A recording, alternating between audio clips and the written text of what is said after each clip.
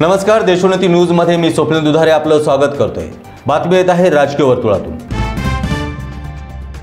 शरद पवार गटाचे आमदार जितेंद्र आव्हाड यांनी विविध विषयांवरती पत्रकारांशी संवाद साधला आहे।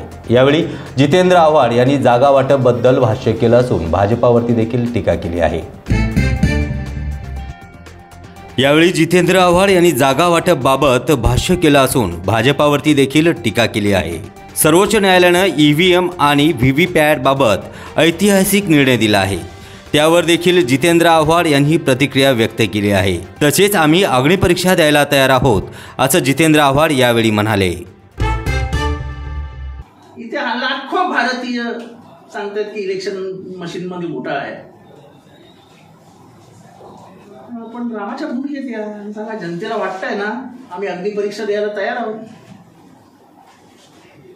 आम्ही तुमच्या समोर आहोत, ही घ्या अग्निपरीक्षा, हे घ्या ईव्हीएमचं काउंटिंग आणि हे घ्या व्हीव्हीपॅटचं काउंटिंग, याच्यात कुठलाही घोटाळा नाही। ईव्हीएमचं वोटिंग होतं, 1 लाख मतदार असतात, 1 लाख मतदान पडतं आणि काउंटिंग होताना 1,70,000 येतं। ते कसं काय येतं?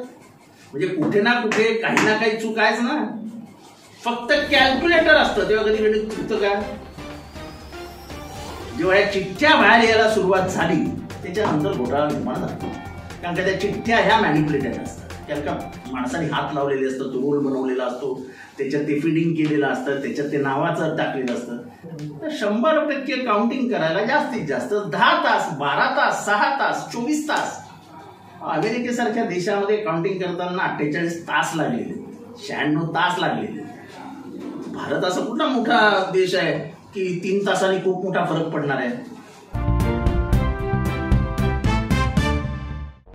मुंबई, पुणे, नागपूर, मराठवाडा असो का विदर्भ, राजकीय, सामाजिक, शैक्षणिक क्षेत्र असो का क्रीडा, सर्वच घडामोडीचे विश्लेषण पाहायला विसरू नका। फक्त देशोन्नती न्यूजवर।